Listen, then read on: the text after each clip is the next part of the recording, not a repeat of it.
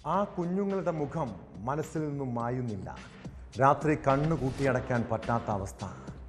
Ettumanoor SHO Ansal Abdul ഫേസ്ബുക്കിലിട്ട കുറിപ്പ് അങ്ങേയറ്റം വൈകാരികമാണ്. ഏറ്റുമാനൂർ സ്റ്റേഷനിൽ ഓരോ ദിവസവും എത്തുന്ന കേസുകളെക്കുറിച്ചും പരാതികളെക്കുറിച്ചും അദ്ദേഹം വിശദീകരിക്കുന്നുണ്ട്. ഈ വർഷം ഇതുവരെ സ്റ്റേഷനിലെത്തിയത് 700ഓളം പരാതികൾ, അതിൽ 500-നടുത്ത് കുടുംബ പ്രശ്നങ്ങൾ. ഇത് ഏറ്റുമാനൂരിലെ മാത്രം കണക്കാണെങ്കിൽ കേരളത്തിലെ ആകെ കേസുകൾ ഞെട്ടിപ്പിക്കുന്നതാണ്. അങ്ങനെയെങ്കിൽ നമ്മുടെ സമൂഹത്തിനും കുടുംബങ്ങൾക്കും എന്തോ സംഭവിച്ചിട്ടുണ്ട്. കുടുംബങ്ങളിലെ പ്രശ്നങ്ങൾ ഒരു പകർച്ചവ്യാധി പോലെ പടരുന്ന കാഴ്ച.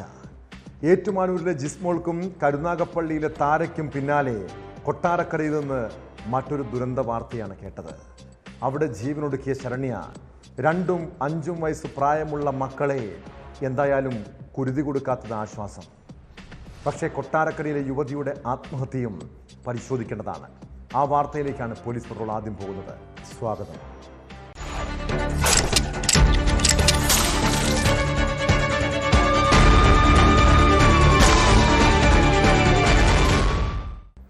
വീടിന് പുറത്ത് 2 പിഞ്ചു കുഞ്ഞുങ്ങളുടെ നിലവിളി ശബ്ദം. നാട്ടുകാർ ഓടിക്കൂടിയപ്പോഴേക്കും അവരുടെ അമ്മ മുറിക്കുള്ളിൽ കെട്ടിത്തൂങ്ങി നിൽക്കുന്ന കാഴ്ചയാണ് കണ്ടത്. കൊല്ലം കൊട്ടാരക്കരയിലെ ശരണ്യമോൾ എന്തിനായിരിക്കും ആ കുരുന്നുകളെ തനിച്ചാക്കി ഈ കടുങ്കൈ ചെയ്തത്? കൊട്ടാരക്കര നെടുവത്തൂരിലെ 26-കാരി വിദേശത്തുള്ള ഭർത്താവ് അനീഷ് കുമാറിന് ആത്മഹത്യാക്കുറിപ്പ് എഴുതി വെച്ച ശേഷമാണ് ജീവനൊടുക്കിയത്. മരണത്തിൽ മറ്റാർക്കും പങ്കില്ല എന്നെഴുതിയ കുറിപ്പും പോലീസ് ഇവരുടെ വീട്ടിൽ നിന്നും കണ്ടെടുത്തു. യുവതിയെ എന്തെങ്കിലും പ്രശ്നങ്ങൾ അലട്ടിയിരുന്നോ? സംഭവത്തിൽ എന്തെങ്കിലും ദുരൂഹതയുണ്ടോ? പോലീസ് വിശദമായി അന്വേഷിക്കണം.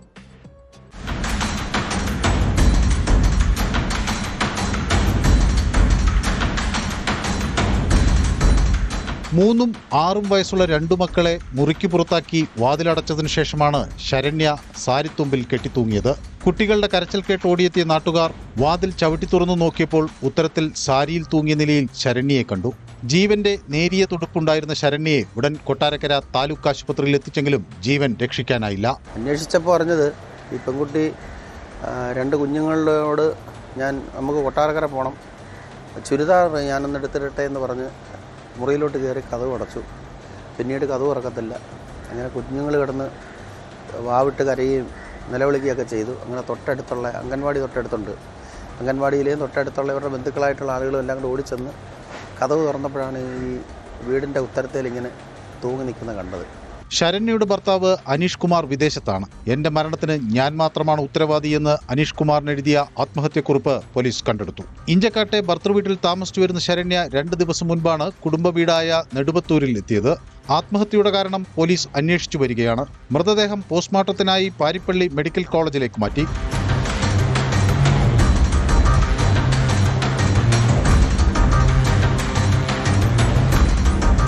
ന്യൂസ് 18 കൊട്ടാരക്കര. ഇങ്ങനെ കണ്ണീരും ദുരിതവും നിറഞ്ഞ ജീവിതം മടുത്തു. ഞാൻ മക്കളെയും കുട്ടി ജീവനൊടുക്കാൻ പോകുകയാണ്. കോട്ടയം ഏറ്റുമാനൂർ പള്ളിക്കുന്നിലെ ജിസ്മോളുടെ അവസാന വാക്കുകളായിരുന്നു ഇത്. വിദേശത്തുള്ള സ്വന്തം പിതാവിനെ ഫോണിൽ വിളിച്ചു പറഞ്ഞ ശേഷമാണ് അഭിഭാഷകയായ യുവതി മക്കളെയും കുട്ടി പുഴയിൽ ചാടിയത്. അതിനു മുൻപ് ജിസ്മോൾ പലതവണ ആത്മഹത്യാശ്രമം നടത്തിയിരുന്നു. ജിസ്മോളുടെ കയ്യിലെ ഞരമ്പ് മുറിഞ്ഞിട്ടുണ്ട്. മക്കൾ 2 പേരുടെയും ഉള്ളിൽ അണുനാശിനിയുടെ അംശവും കണ്ടെത്തി. മരണകാരണം ശ്വാസകോശത്തിൽ വെള്ളം നിറഞ്ഞതെന്നാണ് പ്രാഥമിക പോസ്റ്റ്മോർട്ടം റിപ്പോർട്ട്. പിതാവും സഹോദരനും വിദേശത്ത് നിന്ന് എത്തിയ ശേഷം പരാതി സ്വീകരിച്ച് അന്വേഷണം നടത്താനാണ് പോലീസിന്റെ തീരുമാനം.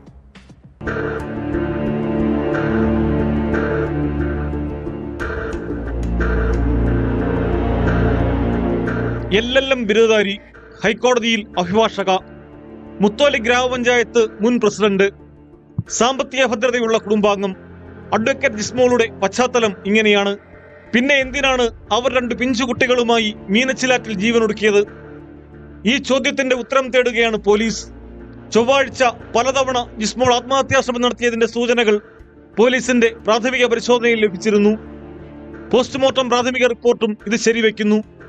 കോട്ടയം RDOയുടെ നേതൃത്വത്തിൽ വിശദമായ ഇൻക്വസ്റ്റിന് ശേഷമാണ് ജിസ്മോളുടെയും മക്കളായ നേഹയുടെയും നോറയുടെയും മൃതദേഹം പോസ്റ്റ്മോർട്ടം ചെയ്തത്.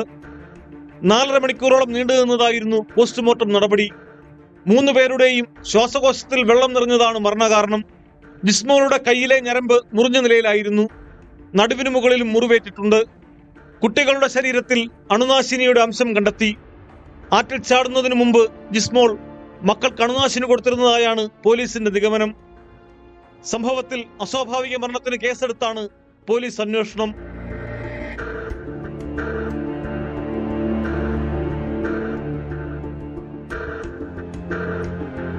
ജിസ്മോളും കുട്ടികളും ഗാർഹിക പീഡനം നേരിട്ടിരുന്നതായി അടുത്ത ബന്ധുക്കൾ മൊഴി നൽകിയിട്ടുണ്ട്.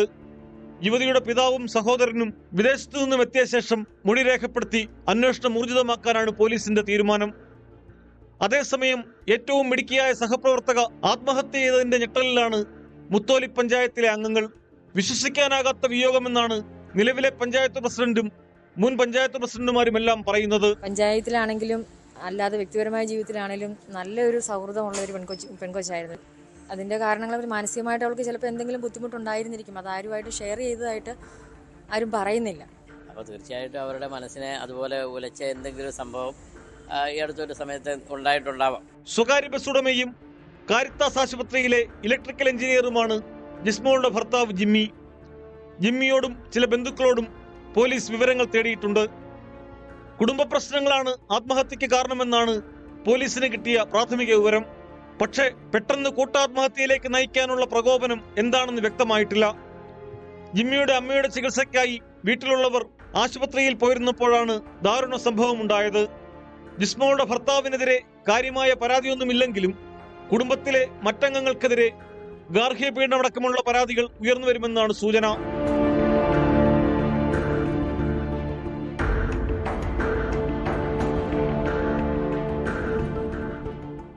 ന്യൂസ് 18 കോട്ടയം. ജിസ്മോളും കുഞ്ഞുങ്ങളും ജീവനൊടുക്കിയ സംഭവത്തിന് പിന്നാലെ കേരളം ഏറെ ചർച്ച ചെയ്തത് ഏറ്റുമാനൂർ SHO അൻസൽ അബ്ദുള്ളിൻ്റെ ഫേസ്ബുക്ക് പോസ്റ്റാണ്. ഈ വർഷം ജനുവരി 1 മുതൽ മാർച്ച് 30 വരെ 700 പരാതികളാണ് ഏറ്റുമാനൂർ സ്റ്റേഷനിൽ വന്നിട്ടുള്ളത്. അതിൽ 500-നടുത്ത് കുടുംബ പ്രശ്നങ്ങൾ. ഈ പരാതികളിൽ പോലീസിൻ്റെ ഇടപെടലുണ്ടാകാറുണ്ട്. നിരവധി ആത്മഹത്യകൾ തടഞ്ഞിട്ടുണ്ട്. എന്നാൽ 2 മാസം മുൻപ് ചിതറിത്തെറിച്ച ഷൈനിയുടെയും 2 കുഞ്ഞുങ്ങളുടെയും ശരീരങ്ങൾ ഇൻക്വസ്റ്റ് നടത്തുമ്പോൾ എൻ്റെ മക്കളുടെ മുഖമാണ് മനസ്സിൽ വന്നത്. ഒരു തവണയെങ്കിലും ഷൈനിയും മക്കളും ഞങ്ങളെ കണ്ടിരുന്നുവെങ്കിലെന്ന് വെറുതെ ആഗ്രഹിച്ചു പോയ നിമിഷങ്ങളുണ്ട്. പിന്നാലെ ഏറ്റുമാനൂരിൽ തന്നെ വീണ്ടും സമാന സംഭവം. ആ കുഞ്ഞുങ്ങളുടെ മുഖം മനസ്സിൽ നിന്നും പോകുന്നില്ല. കഴിഞ്ഞ രാത്രി കണ്ണുകൂട്ടിയടക്കാൻ പറ്റാത്ത അവസ്ഥയായിരുന്നു. ഫേസ്ബുക്കിലെ വൈകാരിക കുറിപ്പിന് പിന്നാലെ ആ അനുഭവങ്ങൾ ന്യൂസ് 18നോടും SHO അൻസൽ പങ്കുവച്ചു.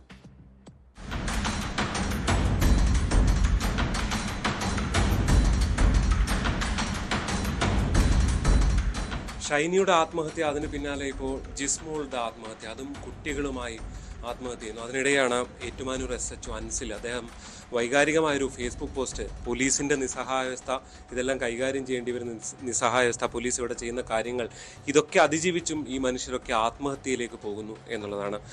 ഞങ്ങളുടെ അടുക്കൽ ഒരു കുടുംബ പ്രശ്നം അല്ലെങ്കിൽ അതുപോലെ ഒരു മെൻ്റലി ഡിപ്രസ്ഡ് ആയിട്ടുള്ള ആൾക്കാർ വരുവാണെങ്കിൽ ഞങ്ങൾ തീർച്ചയായിട്ടും അതിനൊരു പരിഹാരം ഉണ്ടാക്കിയിരിക്കും. ഇതുപോലെ ഇന്നലെ മരണപ്പെട്ട ലേഡിയും അതുപോലെ തന്നെ ഷൈനി, ഇത്തരത്തിലുള്ള ആ ലേഡീസൊന്നും നമ്മുടെ സ്റ്റേഷനിൽ പരാതിയായിട്ട് നാളെ ഇതുവരെ എത്തിയിട്ടില്ലായിരുന്നു. അപ്പം ഞാൻ വന്നിട്ട് ഇവിടെ 9 മാസമായി. 9 മാസത്തോളം എനിക്ക് തോന്നുന്നത് ഒരു 2500ഓളം പരാതികളാണ് ഇവിടെ വന്നേക്കുന്നത്. അതിൻ്റെ അകത്ത് കൂടുതലും കുടുംബ പ്രശ്നങ്ങളുമായിട്ട് ബന്ധപ്പെട്ടാണ്. കുടുംബനാഥന്മാർ, അത് പ്രശ്നം ഉണ്ടാക്കുന്ന ആണുങ്ങളെ ഇല്ലെങ്കിൽ സ്ത്രീകളെ ഉപദ്രവിക്കുന്ന ആണുങ്ങളെ വളരെ കൃത്യമായിട്ട് പോലീസ് മോണിറ്റർ ചെയ്ത് ഇവിടെ ബുക്ക് വെച്ച് ഒപ്പിടിക്കുകയും, ബുക്കെല്ലാം അതിൻ്റെയാണ്, ഇത് ഓരോരുത്തർ വന്ന് ഒപ്പിടുന്നതാണ്. എല്ലാവരും വന്ന് ഓരോ ഒപ്പിടിയിൽ ഇങ്ങനെ തുടങ്ങിയുണ്ട്. അവരിവിടെ മദ്യപിക്കാതെ വന്ന് ഒപ്പിടണം. മദ്യപിക്കാതെ വന്ന് ഒപ്പിട്ട് നമ്മുടെ ഇവിടെ കൃത്യമായിട്ട് നമ്മൾ ചെക്ക് ചെയ്ത് നോക്കുകയും ചെയ്യും. പിന്നെ അതുപോലെ തന്നെ ഈ ലേഡി ഇവിടുന്ന് പരാതിയായിട്ട് വന്ന ലേഡീസിന് നമ്മളിവിടുത്തെ WBCയുടെ WBCയുടെ നമ്പർ കൊടുത്തിട്ടുണ്ട്. അവരെന്തെങ്കിലും ഉണ്ടെങ്കിൽ അവരെ വിളിക്കാനുള്ള ഒരു സംവിധാനം കൂടെ നമ്മൾ ചെയ്തിട്ടുണ്ട്. ആ ലേഡി പറയണം, എൻ്റെ ചേട്ടൻ ഇല്ലെങ്കിൽ എൻ്റെ ഹസ്ബൻഡ് എൻ്റെ ഉപദ്രവങ്ങളെല്ലാം നിർത്തി, യാതൊരു പ്രശ്നവുമില്ല, ഞങ്ങൾ സന്തോഷത്തോടെ ഹാപ്പിയായിട്ട് ജീവിക്കുന്നു എന്ന് പറയുന്നവരും വരെ ഇവിടെ ഒപ്പിടിക്കുന്നുണ്ട്. അപ്പം അതുകൊണ്ട് തന്നെ സൂയിസൈഡുകൾ കുറയുന്നുണ്ട്. ഞങ്ങളുടെ അടുക്കൽ വരുന്ന പരാതികളൊന്നും സൂയിസൈഡായിട്ടാണ്. ഈ 2 സംഭവം ഉണ്ടാകുന്നത് പോലീസിന്റെ മുന്നിൽ എത്തിയിരുന്നെങ്കിൽ ഇവരെ എങ്ങനെയെങ്കിലും രക്ഷപ്പെടുത്താവുന്നതാണ്. തീർച്ചയായിട്ടും അത് വളരെ ആത്മവിശ്വാസത്തോടെ തന്നെയാണ് ഞങ്ങൾ പറയുന്നത്. ഞങ്ങൾ ഏതെങ്കിലും തരത്തിലുള്ള ഒരു സൊല്യൂഷൻ അതിന് കണ്ടെത്തിയേനെ എന്ന് ഉറപ്പുണ്ടായില്ല. പോലീസ് ഓഫീസർ എന്ന നിലയ്ക്ക് ഒരു മനുഷ്യൻ എന്ന ഒരു വികാരമുണ്ട്, ഒരു അച്ഛൻ എന്നൊരു വികാരമുണ്ട്. ഷൈനിയുടെയും അതുപോലെ തന്നെ കുട്ടികളുടെയും ബോഡി അവിടെ ഇൻക്വസ്റ്റ് ടേബിളിൽ കിടത്തുമ്പോഴത്തേക്ക് നമുക്കൊരു ഫീലിംഗ് ഉണ്ട്. ആ ഫീലിങ്ങിൻ്റെ പുറത്താണ് ഞാൻ ആ ഫേസ്ബുക്ക് പോസ്റ്റ് ഇട്ടത്. ഏത് സർക്കാർ ഓഫീസിൽ പോകുന്ന പോലെയും പോലീസ് സ്റ്റേഷനിൽ വരാം, ന്യായമായിട്ടുള്ള എന്ത് കാര്യങ്ങളും നിയമപരമായിട്ടുള്ള എന്ത് കാര്യങ്ങളും ഞങ്ങൾ സാധിച്ചു തരും. ഉദ്യോഗസ്ഥരെല്ലാവരും ഉണ്ട്. നിങ്ങളൊന്ന് പരാതിപ്പെടുക, എന്തെങ്കിലും പ്രശ്നമുണ്ടെങ്കിൽ പറയുക എന്നുള്ളതാണ് അവർ ചൂണ്ടിക്കാണിക്കുന്ന ഏറ്റവും പ്രധാനപ്പെട്ട കാര്യം.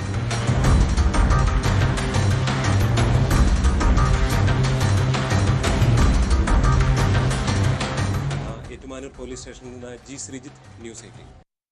അച്ഛൻ വിദേശത്തു നിന്ന് വരുമ്പോൾ മിഠായിയും കളിപ്പാട്ടവും പുതിയ ഉടുപ്പുമൊക്കെ കൊണ്ടുവരുന്നതും കാത്തിരുന്ന അനാമികയും ആത്മികയും ഒരു നാടിൻ്റെ നൊമ്പരമാണിപ്പോൾ.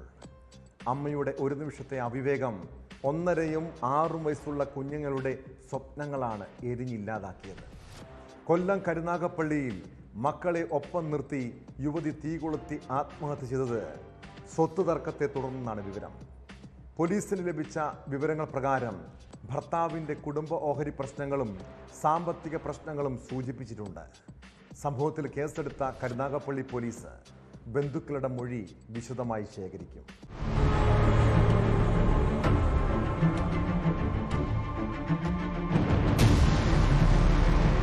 35 വയസ്സുള്ള താര, മകൾ 6 വയസ്സുകാരി അനാമിക, 1.5 വയസ്സുള്ള ആത്മിക എന്നിവരാണ് കഴിഞ്ഞ ദിവസം മരിച്ചത്. കുട്ടികളെ ഒപ്പം നിർത്തി താര മണ്ണെണ്ണയൊഴിച്ച് തീ കൊളുത്തുകയായിരുന്നു. കുടുംബത്തിലെ സ്വത്തുതർക്കമാണ് ആത്മഹത്യക്ക് കാരണം എന്നാണ് പോലീസിന്റെ പ്രാഥമിക അന്വേഷണത്തിലെ കണ്ടെത്തൽ. താരയുടെ ഭർത്താവ് ഗിരീഷ് ആനന്ദൻ വിദേശത്താണ് ജോലി ചെയ്യുന്നത്. ചൊവ്വാഴ്ച രാത്രിയിൽ ഇയാൾ നാട്ടിലെത്തുമെന്ന് അറിയിച്ചിരുന്നു. ഇതിന് ഏതാനും മണിക്കൂറുകൾക്ക് മുമ്പായിരുന്നു കൂട്ട ആത്മഹത്യ.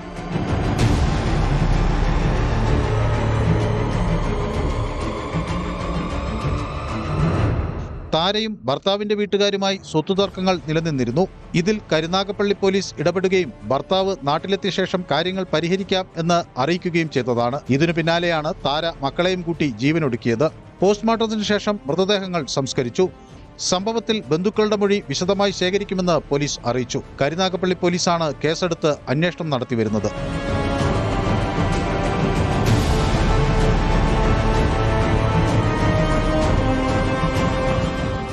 ന്യൂസ് 18 കൊട്ടാരക്കര. അയൽവാസികൾ തമ്മിൽ തർക്കമോ പ്രശ്നങ്ങളോ ഉണ്ടായാൽ അത് രമ്യമായി സംസാരിച്ച് തീർക്കുന്നതല്ലേ നല്ലത്. അയൽക്കാർ തമ്മിലുള്ള പക അനിഷ്ട സംഭവങ്ങൾക്ക് വരെയും കാരണമാകാം. ആലപ്പുഴ അരൂക്കുറ്റിയിൽ ഒരു വീട്ടമ്മയുടെ ജീവനെടുത്തത് നിസ്സാര പ്രശ്നത്തിൻ്റെ പേരിലാണ്.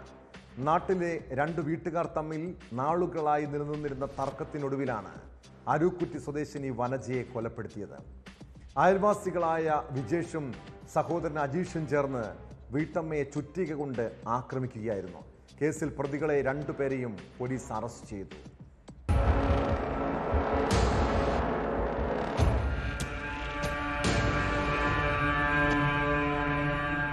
ചൊവ്വാഴ്ച രാത്രി 10:30 സംഭവം. അരൂക്കുറ്റി സ്വദേശികളായ വിജേഷിന്റെയും ജയേഷിന്റെയും അമ്മയെ വനജയുടെ മകൻ ശരത്ത് കളിയാക്കിയെന്ന് ആരോപിച്ചാണ് തർക്കത്തിന്റെ തുടക്കം. ഇത് ചോദ്യം ചെയ്യാൻ വനജയുടെ വീട്ടിലെത്തിയ ജയേഷും വിജേഷും മകൻ ശരത്തിനെയും ഭർത്താവ് ശരവണിനെയും ക്രൂരമായി മർദ്ദിച്ചു. തടയാനെത്തിയപ്പോഴാണ് വനജയ്ക്ക് തലയ്ക്കടി കിട്ടിയത്. ചുറ്റിക കൊണ്ട് തലയുടെ പിൻഭാഗത്തടിയേറ്റ വനജയെ ആശുപത്രിയിൽ എത്തിച്ചെങ്കിലും പുലർച്ചെയോടെ മരിച്ചു.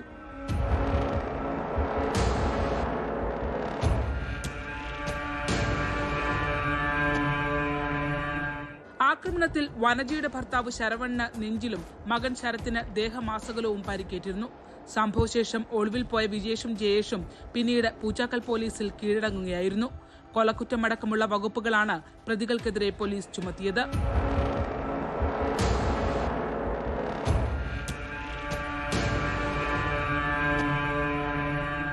മൂന്ന് വീടുകളുടെ വ്യത്യാസത്തിൽ മാത്രം താമസിക്കുന്ന ഇരു കുടുംബങ്ങളും തമ്മിൽ നിരന്തരം പ്രശ്നമാണെന്ന് അയൽവാസികളും സ്ഥിരീകരിക്കുന്നു. കഴിഞ്ഞ ഒക്ടോബറിലുണ്ടായ വഴക്കിനെ തുടർന്ന് ഇരു കൂട്ടരുടെയും പരാതിയിൽ പൂച്ചാക്കൽ പോലീസ് കേസെടുത്തിരുന്നു.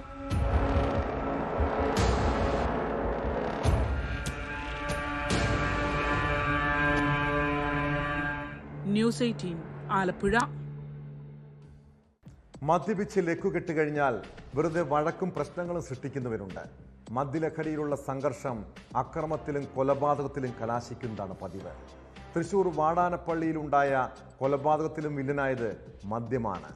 തൃത്തല്ലൂരിലെ സ്വകാര്യ സ്ഥാപനത്തിൽ ജീവനക്കാരായ അടൂർ സ്വദേശി അനിൽകുമാറാണ് കൊല്ലപ്പെട്ടത്. കേസിൽ സുഹൃത്ത് കാഞ്ഞിരപ്പള്ളി സ്വദേശി സാജൻ എന്ന ഷാജു ചാക്കോയെ പോലീസ് കസ്റ്റഡിയിലെടുത്തു.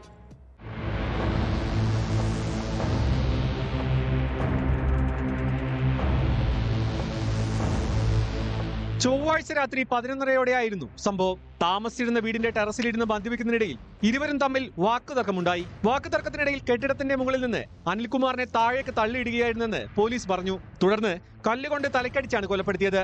ഷാജു ചാക്കോ തന്നെയാണ് ഇരുവരും ജോലി ചെയ്യുന്ന സ്ഥാപനത്തിന്റെ ഉടമയെ വിവരം അറിയിച്ചത്. ഉടൻ തന്നെ ആംബുലൻസിൽ ഏങ്ങണ്ടിയൂരിലെ ആശുപത്രിയിൽ എത്തിച്ചെങ്കിലും അനിൽകുമാർ മരിച്ചിരുന്നു. ഇന്നലെ എന്ത് സംഭവിച്ചതെന്ന് വെച്ച് കഴിഞ്ഞാൽ ഒരു 11 മണിയോട് കൂടിയിട്ട് സാജൻ ആദ്യം പോലീസിലേക്ക് വിളിച്ചു പറയുകയും പിന്നീട് ചേട്ടനെ വിളിച്ച് പറഞ്ഞു, സുനിൽകുമാറിനെ വിളിച്ച് പറഞ്ഞു ഇങ്ങനെ ഒരു സംഭവം ഉണ്ടെന്ന് പറഞ്ഞത്. അപ്പോൾ തന്നെ വിശ്വസിക്കാൻ കഴിഞ്ഞില്ല. ചേട്ടൻ ഉടനെ പോലീസിലേക്ക് അറിയിച്ചു, ഇങ്ങനെ നമ്മുടെ തൊഴിലാളികൾ താമസിക്കുന്നിടത്തുനിന്ന് ഇങ്ങനെ ഒരു കോൾ വന്നിട്ടുണ്ട് എന്ന് പറഞ്ഞിട്ട്.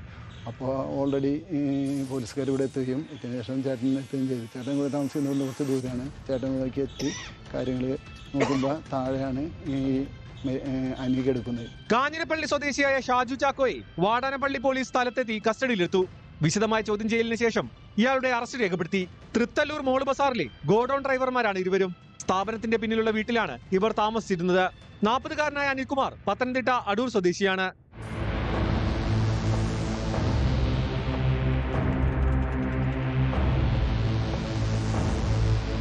ന്യൂസ് 18 തൃശൂർ. പ്രണയം നടിച്ചുള്ള പീഡനത്തിന് ഇരകളായ ഒട്ടേറെ പെൺകുട്ടികളുണ്ട് നമ്മുടെ നാട്ടിൽ. ഇത്തരം കേസുകളിൽ പ്രതികൾ പിടിയിലാകാറുണ്ടെങ്കിലും ഇരകൾക്ക് നീതി ലഭിക്കാറുണ്ടോ? ഇങ്ങനെ പെൺകുട്ടികളെ ലൈംഗികമായി വേട്ടയാടുന്നവർക്കുള്ള മുന്നറിയിപ്പാണ് പാലക്കാട് പട്ടാമ്പിയിലെ ഒരു കേസിന്റെ വിധി. പെൺകുട്ടിയെ പീഡിപ്പിക്കാനും കൊലപ്പെടുത്താനും ശ്രമിച്ച കേസിൽ യുവാവിന് 10 വർഷം കഠിന തടവാണ് ശിക്ഷ. തിരുവിഴാംകുന്ന് സ്വദേശി മുഹമ്മദ് ജംഷീർ 1.25 ലക്ഷം രൂപ പിഴയും അടയ്ക്കണമെന്ന് കോടതിയുടെ ഉത്തരവിലുണ്ട്.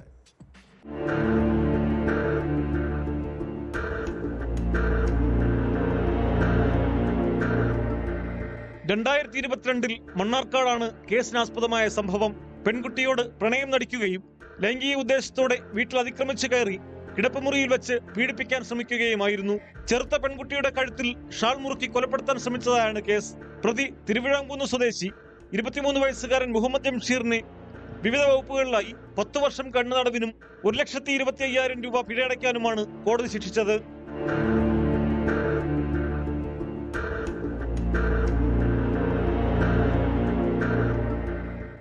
പട്ടാമ്പി ഫാസ്റ്റ് ട്രാക്ക് സ്പെഷ്യൽ കോടതിയുടെ ചുമതല വഹിക്കുന്ന പാലക്കാട് ഫാസ്റ്റ് ട്രാക്ക് സ്പെഷ്യൽ കോടതി ജഡ്ജി സഞ്ജുവാണ് ശിക്ഷ വിധിച്ചത്. പിഴസംഖ്യ ഇരയ്ക്ക് നൽകാനും കോടതി ഉത്തരവിട്ടു. Sub inspector KR Justin, inspector P Ajith Kumar എന്നിവരാണ് കേസിൽ കുറ്റപത്രം സമർപ്പിച്ചത്. 26 സാക്ഷികളെ വിസ്തരിച്ച കേസിൽ പ്രോസിക്യൂഷനു വേണ്ടി അഡ്വക്കേറ്റ് നിഷ വിജയകുമാർ ഹാജരായി. മണ്ണാർക്കാട് സ്റ്റേഷനിലെ ഗ്രേഡ് ASI സീന, ചാലിശ്ശേരി സ്റ്റേഷനിലെ അസിസ്റ്റന്റ് സബ് ഇൻസ്പെക്ടർ മഹേശ്വരി എന്നിവർ പ്രോസിക്യൂഷനെ സഹായിച്ചു.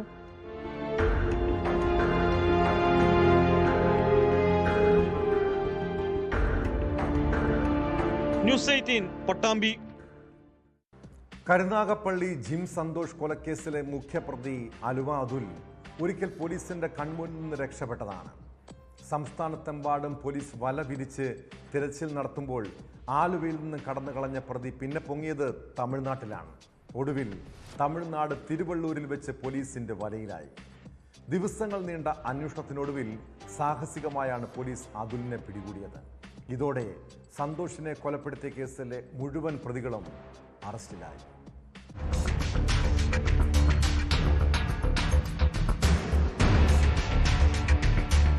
കഴിഞ്ഞ ദിവസം ആലുവയിൽ നടന്ന വാഹന പരിശോധനയിൽ പോലീസിന്റെ കൺമുന്നിൽ നിന്നാണ് ആലുവ അതുൽ രക്ഷപ്പെട്ടത്. തുടർന്ന് സംസ്ഥാനം വിട്ട പ്രതിയെ തമിഴ്നാട് തിരുവള്ളൂരിൽ നിന്നാണ് പിടികൂടിയത്. മാർച്ച് 27-നാണ് കാറിലെത്തിയ 6-അംഗ സംഘം കരുനാഗപ്പള്ളിയിൽ ജിം സന്തോഷ് എന്ന സന്തോഷിനെ വീട്ടിൽ കയറി അമ്മയുടെ മുന്നിലിട്ട് വെട്ടിക്കൊന്നത്. ആ കേസിലെ 1-ാം പ്രതിയാണ് ആലുവ അതുൽ. ഇതോടെ സന്തോഷിനെ കൊലപ്പെടുത്തിയ കേസിൽ മുഴുവൻ പ്രതികളും അറസ്റ്റിലായതായി പോലീസ് അറിയിച്ചു. കൊട്ടേഷൻ നൽകിയെന്ന് പോലീസ് കണ്ടെത്തിയ പങ്കജ് മേനോനും അടുത്തിടെ പോലീസിന്റെ പിടിയിലായിരുന്നു. കൊലയാളി സംഘത്തിലുണ്ടായിരുന്ന രാജീവ്, ഹരി, സോനു, പ്യാരി, സാമുവൽ എന്നിവർ റിമാൻഡിലാണ്. പ്രതികൾക്ക് സഹായം ചെയ്ത മനു, ചക്കര അതുൽ എന്നിവരും കേസിൽ അറസ്റ്റിലായിരുന്നു.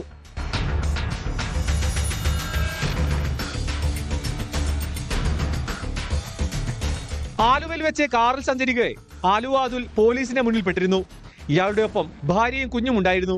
ഭാര്യയെയും കുഞ്ഞിനെയും കാറിൽ ഉപേക്ഷിച്ചാണ് അവിടെ നിന്നും പ്രതി രക്ഷപ്പെട്ടത്. അതിനുശേഷം സംസ്ഥാനത്തിനകത്തും പുറത്തും ഊർജിതമായ അന്വേഷണം നടത്തി വരികയാണ് തമിഴ്നാട്ടിൽ നിന്ന് പ്രതി അറസ്റ്റിലായത്. സന്തോഷിനെ കൊലപ്പെടുത്തിയതിനു ശേഷം അനീർ എന്ന യുവാവിനെയും പ്രതികൾ വെട്ടിപ്പരിക്കേൽപ്പിച്ചിരുന്നു. അനീറിന്റെ മൊഴിയിലും ആലുവ അതിലിനെതിരെ പരാമർശമുണ്ട്. കുപ്രസിദ്ധ കുറ്റവാളിയായ ഇയാളെ ചോദ്യം ചെയ്യുന്നതോടെ സമാനമായ മറ്റു കേസുകളും തെളിയിക്കാനാകുമെന്നാണ് പോലീസ് കരുതുന്നത്.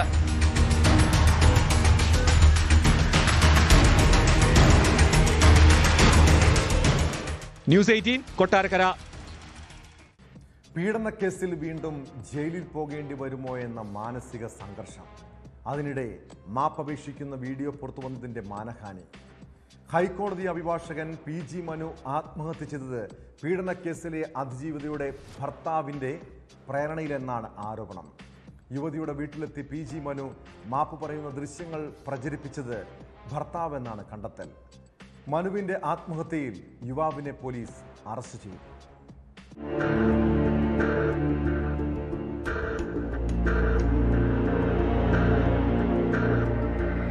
നിയമസഹായം തേടിയെത്തിയ അതിജീവിതയെ പീഡിപ്പിച്ചെന്ന കേസിലെ പ്രതിയായിരുന്നു PG മനു. ഇയാൾക്ക് കർശന വ്യവസ്ഥകളോടെയാണ് സുപ്രീം കോടതി ജാമ്യം അനുവദിച്ചിരുന്നത്. ജാമ്യത്തിൽ തുടരുമ്പോഴാണ് ലൈംഗിക പീഡന ആരോപണം ഉന്നയിച്ച് മറ്റൊരു യുവതിയും രംഗത്തെത്തിയത്. ഇതിന് പിന്നാലെ PG മനുവും സഹോദരിയും ചേർന്ന് ഈ യുവതിയുടെ കുടുംബത്തോട് മാപ്പ് ചോദിക്കുന്ന വീഡിയോ സമൂഹ മാധ്യമങ്ങളിൽ പ്രചരിച്ചിരുന്നു. ഈ വീഡിയോയിൽ യുവതിയുടെ ഭർത്താവെന്ന് കരുതുന്നയാൾ PG മനുവിനോട് ആത്മഹത്യ ചെയ്യാൻ പലതവണ ആവർത്തിച്ചു പറയുന്നുണ്ട്. അതേസമയം യുവതിക്കെതിരായ അതിക്രമം സംബന്ധിച്ച് പരാതിപ്പെട്ടതായി വിവരങ്ങളില്ല. ഈ വീഡിയോ എന്ന് ചിത്രീകരിച്ചതാണെന്നോ ഈ സംഭവത്തിന്റെ മറ്റ് വിശദാംശങ്ങളോ ലഭ്യമല്ല. ഈ വീഡിയോ വലിയ രീതിയിൽ പ്രചരിപ്പിക്കുകയും ചെയ്തിരുന്നു. ഇതിന് പിന്നാലെ കഴിഞ്ഞ ഞായറാഴ്ചയാണ് അഡ്വക്കേറ്റ് PG മനുവിനെ കൊല്ലത്തെ വാടക വീട്ടിൽ തൂങ്ങി മരിച്ച നിലയിൽ കണ്ടെത്തിയത്.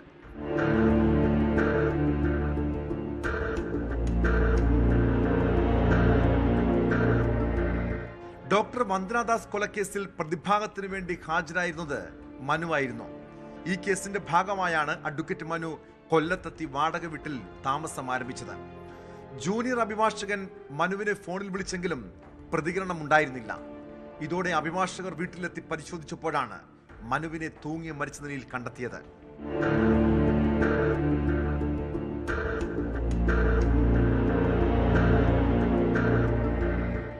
ന്യൂസ് 18 കൊച്ചി. കേരളത്തിൽ ഏറ്റവും കൂടുതൽ പ്രശ്നങ്ങളും കലഹങ്ങളും ഇപ്പോൾ അരങ്ങേറുന്നത് പൊതുനിരത്തിലാണ്. വാഹനത്തിന് സൈഡ് കൊടുത്തില്ലെങ്കിൽ പിന്നെ തല്ലി തീർക്കുന്നതാണ് രീതി. കൊല്ലം കടക്കലിൽ വാഹനത്തിന് സൈഡ് നൽകിയില്ലെന്ന് ആരോപിച്ചാണ് യുവാവിനെ ആക്രമിച്ചത്. ഫ്രീലാൻസ് ഫോട്ടോഗ്രാഫറായ അനന്തനാണ് മർദ്ദനമേറ്റത്. ബൈക്കിലെത്തിയ കടക്കൽ സ്വദേശി സനലാണ് മർദ്ദിച്ചതെന്ന് ദൃശ്യങ്ങളിൽ വ്യക്തമാണ്. സംഭവത്തിൽ സനലിനെതിരെ പോലീസ് കേസെടുത്തു.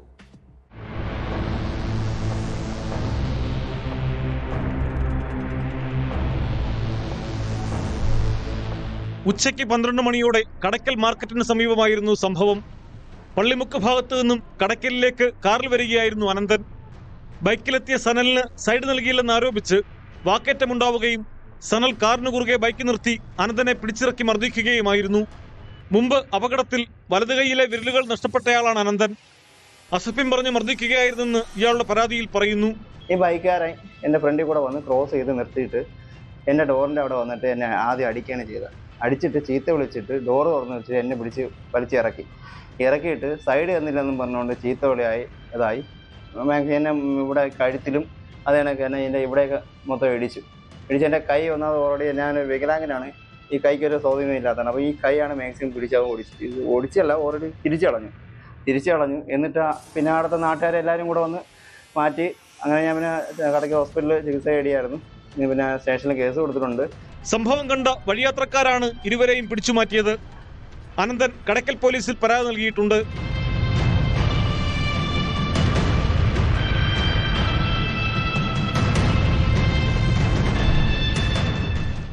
ന്യൂസ് 18 കൊട്ടാരക്കര.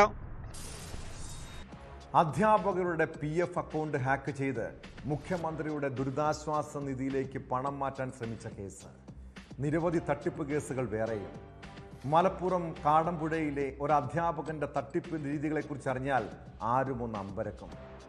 കാടാമ്പുഴ AUP സ്കൂളിലെ അധ്യാപകൻ സെയ്തലവി കേസിൽ പിടിയിലായതിനു പിന്നാലെ പോലീസിന്റെ കണ്ണുവെട്ടിച്ച് രക്ഷപ്പെടാൻ ശ്രമിച്ചതാണ്.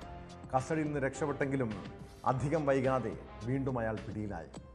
നേരത്തെയും സാമ്പത്തിക തട്ടിപ്പ് കേസുകളിൽ പ്രതിയായ സെയ്തലവി ക്രമക്കേട് പിടിക്കപ്പെടുമെന്നായപ്പോഴാണ് പണം ദുരിതാശ്വാസ നിധിയിലേക്ക് മാറ്റാൻ ശ്രമിച്ചത്.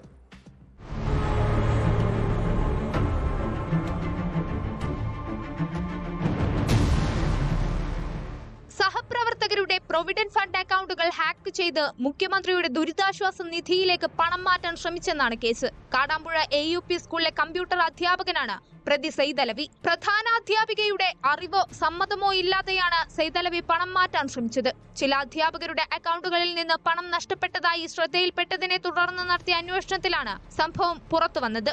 തുടർന്ന് അധ്യാപകർ പോലീസിൽ പരാതി നൽകുകയായിരുന്നു. പോലീസ് നടത്തിയ പ്രാഥമിക അന്വേഷണത്തിൽ സെയ്തലവിയാണ് ഇതിന് പിന്നിലെന്ന് കണ്ടെത്തി. ഇയാളെ വിശദമായി ചോദ്യം ചെയ്തതിനു ശേഷമാണ് അറസ്റ്റ് രേഖപ്പെടുത്തിയത്. എന്നാൽ കോടതിയിലേക്ക് കൊണ്ടുപോകുന്നതിനിടെ ഇയാൾ കസ്റ്റഡിയിൽ നിന്നും രക്ഷപ്പെടുകയായിരുന്നു. പോലീസ് നടത്തിയ തെരച്ചിലിൽ അധികം വൈകാതെ തന്നെ സെയ്തലവി പിടിയിലായി.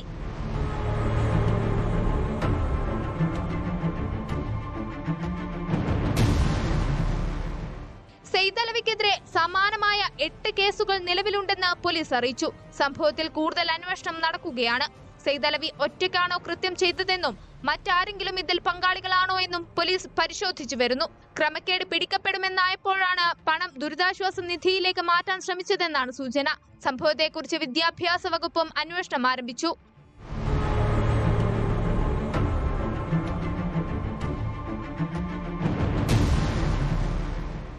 ന്യൂസ് 18 തിരൂർ.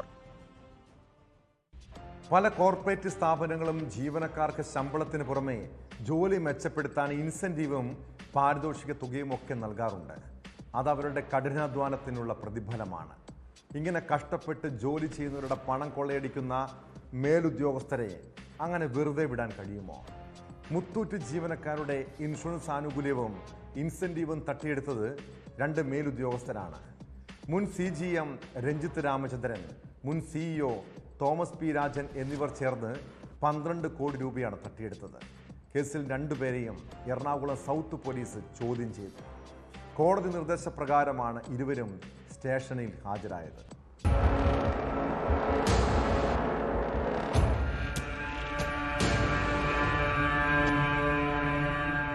രണ്ടായിരത്തി 23-24 കാലയളവിൽ ജീവനക്കാരുടെ ഇൻസെന്റീവ് ഉൾപ്പെടെ തിരിമറി നടത്തി പ്രതികൾ ചേർന്ന് 12 കോടി രൂപ തട്ടിയെടുത്തെന്നാണ് പോലീസിന്റെ കണ്ടെത്തൽ. ബിസിനസ് വർദ്ധിപ്പിക്കാൻ വിവിധ ഇൻഷുറൻസ് കമ്പനികൾ മുത്തൂറ്റ് ജീവനക്കാർക്ക് വിതരണം ചെയ്യാൻ നൽകിയിരുന്ന പാരിതോഷിക തുക, സമ്മാന കൂപ്പൺ, വിദേശ യാത്രാ സൗകര്യങ്ങൾ തുടങ്ങിയവയാണ് ഇരുവരും സ്വന്തം പേരിലാക്കിയത്. കൂടാതെ മുത്തൂറ്റ് ഫിനാൻസ് ലിമിറ്റഡ് മുൻ ചീഫ് ജനറൽ മാനേജർ രഞ്ജിത്ത് രാമചന്ദ്രനും Muthoot insurance and brokers limited CEO Thomas P. രാജനും ചേർന്ന് മറ്റ് തിരിമറികൾ നടത്തിയെന്നും കണ്ടെത്തലുണ്ട്.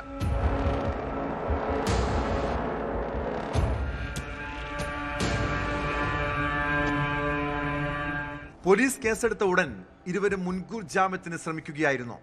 ഇൻസെന്റീവ് ഉൾപ്പെടെ തിരിമറി നടത്തി കോടികൾ തട്ടിയെടുത്ത പ്രതികൾ പോലീസിന് മുന്നിൽ ഹാജരാകണമെന്ന് എറണാകുളം ACJM കോടതി ഇടക്കാല ഉത്തരവിട്ടിരുന്നു. ഇതോടെ പ്രതികളായ രഞ്ജിത്ത് രാമചന്ദ്രനും തോമസ് P. രാജനും സൗത്ത് പോലീസ് സ്റ്റേഷനിൽ ഹാജരാവുകയായിരുന്നു. 2 ദിവസവും രാവിലെ 10 മുതലായിരുന്നു ഇരുവരുടെയും ചോദ്യം ചെയ്യൽ. ഈ മാസം 22-ന് റിപ്പോർട്ട് നൽകാനും അതുവരെയും അറസ്റ്റ് ചെയ്യരുതെന്നും പോലീസിന് കോടതിയുടെ നിർദ്ദേശമുണ്ട്. റിപ്പോർട്ട് പരിശോധിച്ച് ഇരുവരുടെയും ജാമ്യാപേക്ഷ എറണാകുളം ACJM കോടതി വീണ്ടും പരിഗണിക്കും. പ്രതികളുടെ ജാമ്യാപേക്ഷ 6ാം തവണ മാറ്റിവെച്ച ശേഷമാണ് ഇരുവരോടും പോലീസ് സ്റ്റേഷനിൽ ഹാജരാകാൻ ഉത്തരവിട്ടിരുന്നത്.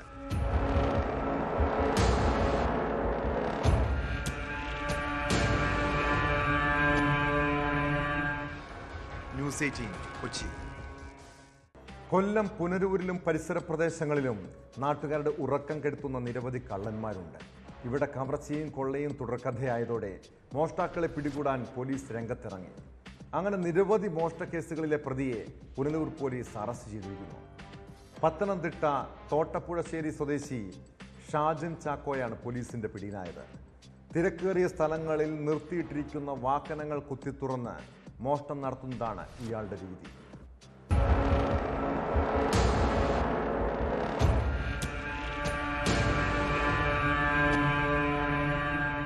കഴിഞ്ഞ 7-ാം തീയതി പുനലൂർ താലൂക്ക് ആശുപത്രിയിലെ പാർക്കിംഗ് ഏരിയയിൽ നടന്ന മോഷണക്കേസിന്റെ അന്വേഷണത്തിലാണ് പ്രതി പിടിയിലായത്.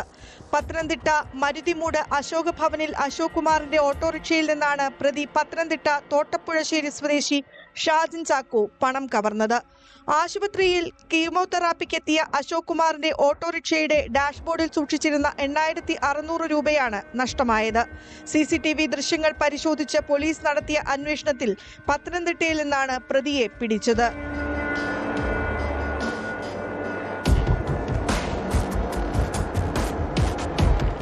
ഒരു സ്കൂട്ടറിൽ നിന്നും പ്രതി ഷാജൻ പണം കവർന്നതായി പരാതിയുണ്ട്.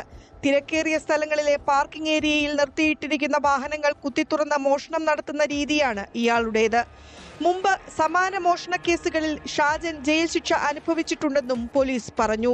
കോടതിയിൽ ഹാജരാക്കിയ പ്രതിയെ റിമാൻഡ് ചെയ്തു.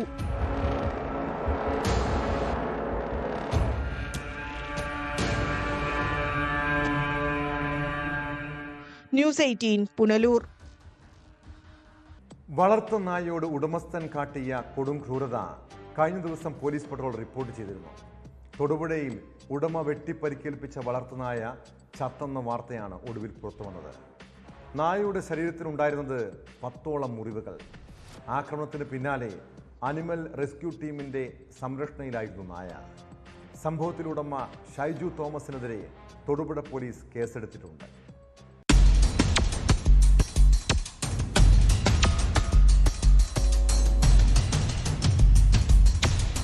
ദേഹമാസകലം മുറിവേറ്റ നിലയിൽ തൊടുപുഴ മുതലക്കോടത്ത് നിന്നായിരുന്നു നായയെ അനിമൽ റെസ്ക്യൂ ടീമിന് ലഭിക്കുന്നത്. വഴിയാത്രക്കാർ വിവരമറിയിച്ചതിനെ തുടർന്ന് ടീം അംഗങ്ങളായ കീർത്തിദാസ്, മഞ്ജു എന്നിവർ സ്ഥലത്തെത്തി നായയെ ആശുപത്രിയിലെത്തിച്ച് ആവശ്യമായ ചികിത്സ നൽകിയ ശേഷമാണ് അഭയകേന്ദ്രത്തിലേക്ക് മാറ്റിയത്. നായയുടെ ശരീരത്തിൽ 10ഓളം മുറിവുകളാണ് ഉണ്ടായിരുന്നത്. ശരീരത്തിൽ നിന്ന് ധാരാളം രക്തം നഷ്ടമായതാണ് മരണത്തിലേക്ക് നയിച്ചതെന്ന് നായയെ സംരക്ഷിച്ചിരുന്നവർ പറഞ്ഞു. പരമാവധി ശ്രമിച്ചു. ഇവിടെ വെച്ചിട്ട് ഓക്സിജൻ കൊടുത്തു, CPR കൊടുത്തു, എന്നിട്ടൊന്നും രക്ഷപ്പെട്ടില്ല. ബ്ലഡ് തീരെയില്ല. ബ്ലഡ് വല്ലാതെ പോയിട്ടുണ്ട്. ഒത്തിരി മണിക്കൂറുകളോളം അവൻ ബ്ലഡില്ലാതെ ഈ വെയിലൊക്കെ അവിടെ കിടന്നിട്ടുണ്ട് റോഡരികിൽ. അപ്പോൾ അതിൻ്റെ പ്രശ്നം തന്നെയാണെന്ന് ഡോക്ടർ പറഞ്ഞിട്ടുണ്ട്. പിന്നെ പോസ്റ്റ്മോർട്ടം ചെയ്യാനാണ് നിലയിൽ കിടന്ന കുഞ്ഞുങ്ങളെല്ലാം നമുക്ക് ഏറ്റവും നല്ല ട്രീറ്റ്മെന്റ് നൽകി ഇവിടെ സാറ് ഞങ്ങൾക്ക് രക്ഷിച്ച് തന്നിട്ടുള്ള കുഞ്ഞിനെ ഏറ്റവും നല്ല ട്രീറ്റ്മെന്റ്. കാരണം വെച്ചാൽ രക്ഷപ്പെടില്ലാന്ന് ഒത്തിരി ആൾക്കാർ പറഞ്ഞ കുഞ്ഞുങ്ങളെ പോലും നമുക്ക് രക്ഷിച്ചെടുക്കാം. സാറും പറഞ്ഞു നമുക്ക് നോക്കാം, നമുക്ക് രക്ഷിക്കാം എന്നും പറഞ്ഞുകൊണ്ട് നമ്മൾ വളരെ പ്രതീക്ഷയിലായിരുന്നു. പക്ഷെ നമുക്ക് പോയി. സംഭവത്തിൽ ഉടമ ഷൈജു തോമസിനെതിരെ തൊടുപുഴ പോലീസ് കേസെടുത്തിരുന്നു. തന്റെ ആജ്ഞ അനുസരിച്ചില്ലെന്ന കാരണത്താലാണ് നായയെ ഉടമ വെട്ടിപ്പരിക്കേൽപ്പിച്ച് തെരുവിൽ ഉപേക്ഷിച്ചത്. മദ്യലഹരിയിലായിരുന്നു ആക്രമണമെന്ന് പോലീസ് പറഞ്ഞു.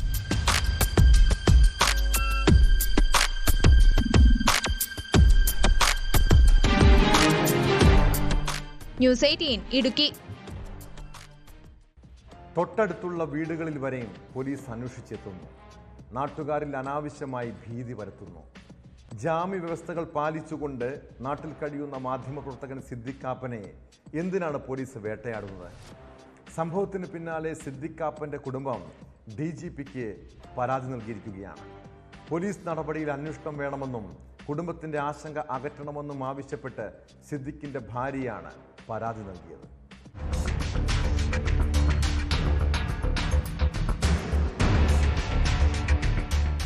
കഴിഞ്ഞ ശനിയാഴ്ച രാത്രിയാണ് പരിശോധനയ്ക്കായി വീട്ടിൽ പോലീസ് എത്തുമെന്ന് സിദ്ദിഖാപ്പനോട് വേങ്ങരയിലെ പോലീസുകാർ പറഞ്ഞത്. പുലർച്ചെ 2 മണിവരെ കാത്തിരുന്നെങ്കിലും പക്ഷേ പോലീസ് എത്തിയില്ല. തന്നെ ഒരു സ്ഥിരം കുറ്റവാളിയെ പോലെ കണ്ട് പോലീസ് പെരുമാറുകയാണെന്നും പോലീസിന്റെ നടപടി ദുരൂഹമാണെന്നും സിദ്ദിഖാപ്പൻ ആരോപിച്ചിരുന്നു. ഇതിന് പിന്നാലെയാണ് സിദ്ദിഖാപ്പന്റെ ഭാര്യ DGPക്ക് പരാതി നൽകിയിരിക്കുന്നത്. ഇത്തരം സംഭവങ്ങൾ ഇനി ആവർത്തിക്കാതിരിക്കാൻ നടപടി വേണമെന്നാണ് ആവശ്യം. സംഭവത്തിൽ അന്വേഷണം വേണമെന്നും കുടുംബത്തിന്റെ ആശങ്ക അകറ്റണമെന്നും റെയ്ഹാനത്ത് കാപ്പൻ പറഞ്ഞു. ഈ രാത്രിയൊക്കെ ആവുമ്പോൾ ഞാൻ 2.5 വർഷം ഞാൻ അനുഭവിച്ചത് കൊണ്ട് തന്നെ ഈ രാത്രി 2:30 12 മണിന്റെ ശേഷം വരും എന്നൊക്കെ പറയുമ്പോൾ സ്വാഭാവികമായിട്ടും എനിക്ക് സംശയം വരും. എന്താ വെച്ചാൽ ഒരു നിരപരാധിയായിട്ടുള്ള ഒരു മനുഷ്യനെ അത്ര സിമ്പിളായിട്ട് ഒരുപാട് കേസിൽ ചാർജ് ചെയ്ത ഒരു കേസാണ് അത്. അപ്പോൾ അതേപോലെ ഇനിയും അവർക്ക് വേറെ എന്തെങ്കിലും വെച്ചിട്ട് ഇനിയും കേസുകൾ ഉൾപ്പെടുത്തിയിട്ട് നമ്മളെ ബുദ്ധിമുട്ടിപ്പിക്കാനുള്ളതാണ് എന്നൊക്കെ ഒരു തോന്നൽ വന്നു. പിന്നെ കുട്ടികളൊക്കെ ഉണ്ട് ഇവിടെ, എല്ലാവരും അന്ന് പേടിച്ചിട്ട് ഉറങ്ങിയിട്ടില്ല, കുട്ടികളൊന്നും ഉറങ്ങിയിട്ടേ ഇല്ല. ഇനി എന്താണെന്നുള്ളതാണ്, അവരൊക്കെ ഒരു ഡ്രാമ കഴിഞ്ഞു വന്നതാണ്. അപ്പോൾ അതുകൊണ്ട് തന്നെ എനിക്കിതിലൊരു ക്ലാരിറ്റി കിട്ടണം, എന്ത് സംഭവിച്ചില്ല. അതുകൊണ്ടാണ് ഞാൻ ഇനി ഇങ്ങനെ ഒരു ബുദ്ധിമുട്ടുണ്ടാവില്ല എന്നുള്ളൊരു ഉറപ്പിനും വേണ്ടിയിട്ടാണ് ഞാൻ DGPക്ക് പരാതി കൊടുത്തിട്ടുള്ളത്. അതേസമയം ഹെഡ്ക്വാർട്ടേഴ്സിൽ നിന്നും സാധാരണ ലഭിക്കുന്ന നിർദ്ദേശങ്ങളുടെ ഭാഗമായാണ് പരിശോധന നടത്താൻ തീരുമാനിച്ചതെന്നാണ് പോലീസിന്റെ വിശദീകരണം. സിദ്ദിഖാപ്പൻ കേസിൽ ഉൾപ്പെട്ട ജാമ്യത്തിലുള്ള വ്യക്തിയാണ്. ഇത്തരം കേസുകളിൽ ഉൾപ്പെടുന്നവരുടെ പട്ടിക പോലീസിന്റെ പക്കലുണ്ട്. അതുപ്രകാരം നടത്തുന്ന പരിശോധനകളുടെ ഭാഗമായിരുന്നു അന്വേഷണമെന്നും പോലീസ് വിശദീകരിച്ചിരുന്നു. ഹത്രാസ് സംഭവം റിപ്പോർട്ട് ചെയ്യാൻ പോയതിന്റെ പേരിൽ UP പോലീസ് കേസെടുത്ത മാധ്യമപ്രവർത്തകനാണ് സിദ്ദിഖാപ്പൻ.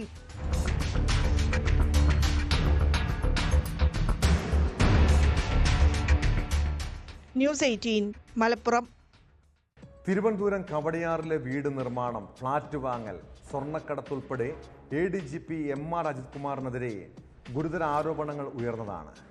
എന്നാൽ അനധികൃത സ്വത്ത് സമ്പാദന കേസിൽ അജിത് കുമാറിന് ക്ലീൻ ചിറ്റ് നൽകിയിരിക്കുകയാണ് സർക്കാർ. കുറ്റവിമുക്തനാക്കിയ വിജിലൻസ് റിപ്പോർട്ട് മുഖ്യമന്ത്രി പിണറായി വിജയൻ അംഗീകരിച്ചു. അജിത് കുമാർ അനധികൃതമായി സ്വത്ത് സമ്പാദിച്ചിട്ടില്ലെന്നായിരുന്നു വിജിലൻസ് ഡയറക്ടറുടെ കണ്ടെത്തൽ. അതേസമയം സർക്കാർ നിലപാടിനെതിരെ രൂക്ഷ വിമർശനവുമായി പ്രതിപക്ഷം രംഗത്തെത്തിയിട്ടുണ്ട്.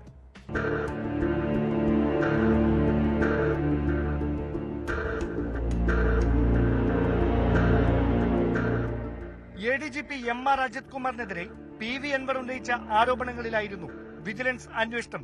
കവടിയാറിലെ വീട് നിർമ്മാണം, ഫ്ളാറ്റ് വാങ്ങൽ, സ്വർണ്ണക്കടത്ത് എന്നിവയിൽ അജിത് കുമാർ അഴിമതി നടത്തിയിട്ടില്ലെന്നായിരുന്നു വിജിലൻസ് ഡയറക്ടർ നടത്തിയ അന്വേഷണത്തിലെ കണ്ടെത്തൽ. ഇത് സംബന്ധിച്ച റിപ്പോർട്ട് ആഭ്യന്തര വകുപ്പിന് കൈമാറിയതിന് പിന്നാലെയാണ് MR അജിത് കുമാറിന് ക്ലീൻ ചിറ്റ് നൽകിയ ഫയലിൽ മുഖ്യമന്ത്രി ഒപ്പുവെച്ചത്. അതേസമയം അജിത് കുമാറിനെ പൂർണ്ണമായി സംരക്ഷിച്ചുകൊണ്ടുള്ള സർക്കാർ നിലപാടിനെതിരെ പ്രതിപക്ഷം രംഗത്തെത്തി. ഹൈക്കോടതി വിമർശിച്ചിട്ടുണ്ട്. മനഃപൂർവ്വം ചെയ്യുകയായിരുന്നു. വിജിലൻസ് ഇദ്ദേഹത്തെ കുറ്റവിമുക്തരാക്കുകയായിരുന്നു. ഇദ്ദേഹം കുറ്റക്കാരനാണെന്നതിന്റെ നിരവധി തെളിവുകൾ ഇത് കേസിലുണ്ട്. അതുകൊണ്ട് CBI അന്വേഷിക്കണം എന്ന് കോടതി ഉത്തരവിട്ടിരിക്കുകയാണ്. കുറ്റം ചെയ്തു എന്ന് ഉറപ്പായി കോടതി കരുതുന്ന ഇദ്ദേഹത്തെ രക്ഷിക്കാൻ വേണ്ടിയിട്ട് വിജിലൻസിൽ കൂടി ശ്രമിച്ചു.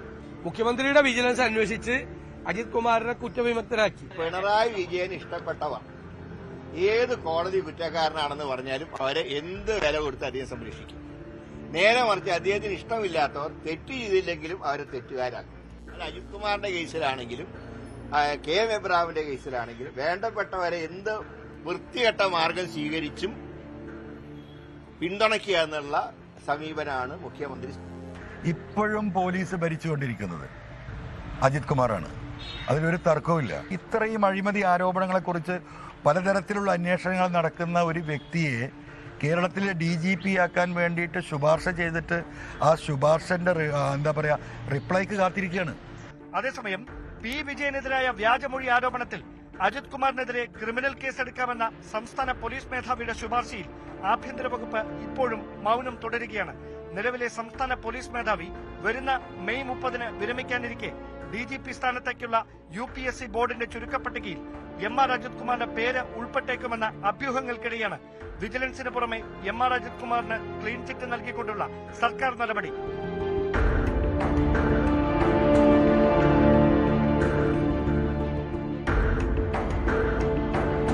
ന്യൂസ് 18 തിരുവനന്തപുരം.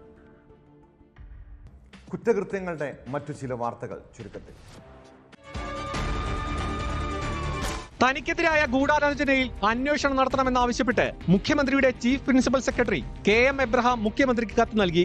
IPS ഉദ്യോഗസ്ഥന്റെ നേതൃത്വത്തിലുള്ള സംഘം അന്വേഷിക്കണമെന്നാണ് ആവശ്യം. കൊട്ടാരക്കര ജില്ലാ വിദ്യാഭ്യാസ ഓഫീസിൽ വ്യാജ ബോംബ് ഭീഷണി. ഭീഷണി സന്ദേശം എത്തിയത് റാണ റാവുത്തർ കശ്മീർ പ്രിൻസസ് എന്ന മെയിൽ ID യിൽ നിന്ന്. കൊല്ലം പൂരത്തിലെ കുടമാറ്റത്തിൽ RSS നേതാവ് ഹെഡ്ഗേവാറിന്റെ ചിത്രം ഉയർത്തിയ സംഭവത്തിൽ കേസെടുത്ത് ഈസ്റ്റ് പോലീസ്. തിരുവിതാംകൂർ കൊച്ചി ഹിന്ദുമത സ്ഥാപന നിയമപ്രകാരമാണ് കേസെടുത്തത്.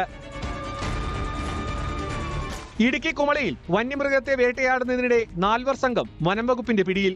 പിടിയിലായത് കട്ടപ്പന കടമാക്കുഴി സ്വദേശികളായ പുതുപ്പറമ്പിൽ ലിജോ, വെട്ടിക്കൽ ഉണ്ണി, വള്ളക്കടവ് മറ്റത്തിൽ ജോസഫ്, മാട്ടുക്കട കുടുംബൻകാവിൽ സണ്ണി എന്നിവർ.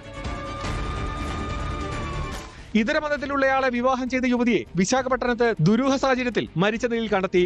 ആന്ധ്രാപ്രദേശിലെ ചിറ്റൂർ സ്വദേശിനിയായ യാസ്മിൻ ബാനുവിന്റെ മരണം ദുരഭിമാന കൊലയാണെന്ന സംശയത്തിലാണ് പോലീസ്. ഹരിയാനയിൽ യുവാവിനെ കൊന്ന് ഓടയിൽ തള്ളിയ കേസിൽ ഭാര്യയും ആൺസുഹൃത്തും പിടിയിൽ. സോഷ്യൽ മീഡിയ ഇൻഫ്ലുവൻസറായ രവീണ, ആൺസുഹൃത്ത് സുരേഷ് എന്നിവരാണ് അറസ്റ്റിലായത്. പ്രവീൺ എന്ന യുവാവ് കൊല്ലപ്പെട്ടത് കഴിഞ്ഞ മാസം. ഒരു കുഞ്ഞിന് വേണ്ടി ക്ഷേത്രങ്ങളും പള്ളികളും കയറിയിറങ്ങി നേർച്ചകൾ നേരുന്ന ഒട്ടേറെ ദമ്പതികളുണ്ട് നമ്മുടെ നാട്ടിൽ. കുഞ്ഞിനെ പാലൂട്ടി വളർത്താൻ കൊതിക്കുന്ന നിരവധി യുവതികളുണ്ട് ഇവിടെ. ഇങ്ങനെയുള്ള കാലത്ത് നൊന്ത് പ്രസവിച്ച മക്കളെ ട്രെയിനിന് മുന്നിലും പുഴയിലും തീയിലും വലിച്ചെറിയാൻ എങ്ങനെയാണ് അമ്മമാർക്ക് കഴിയുന്നത്? ഏറ്റുമാനൂരിലും കരുനാഗപ്പള്ളിയിലുമൊക്കെ സംഭവിച്ചത് കൂട്ട ആത്മഹത്യയല്ല, മക്കളെ കൊലപ്പെടുത്തിയ ശേഷമുള്ള അമ്മമാരുടെ ആത്മഹത്യയാണ്. ഇങ്ങനെ കളിച്ചും ചിരിച്ചും ജീവിച്ച് കൊതിതീരാത്ത കുഞ്ഞുങ്ങളെ മരണത്തിലേക്ക് വലിച്ചെറിയാൻ ആ അമ്മമാരുടെ മനസ്സ് അത്രയ്ക്കും മരവിച്ചു പോയോ? നിങ്ങളുടെ പ്രശ്നങ്ങളിൽ കുഞ്ഞുങ്ങൾ എന്താണ് പിഴച്ചത്? ഇനി നമ്മുടെ നാട്ടിൽ ഇതുപോലുള്ള സംഭവങ്ങൾ ആവർത്തിക്കപ്പെടരുത്. നമ്മുടെ കുടുംബങ്ങളിൽ ഇത്തരം ദുരന്തങ്ങൾ ഉണ്ടാകാതിരിക്കട്ടെ. ഇതോടെ ഇന്നത്തെ പോലീസ് ഫുട്ബോൾ പൂർണ്ണമാകുന്നു. നമസ്കാരം.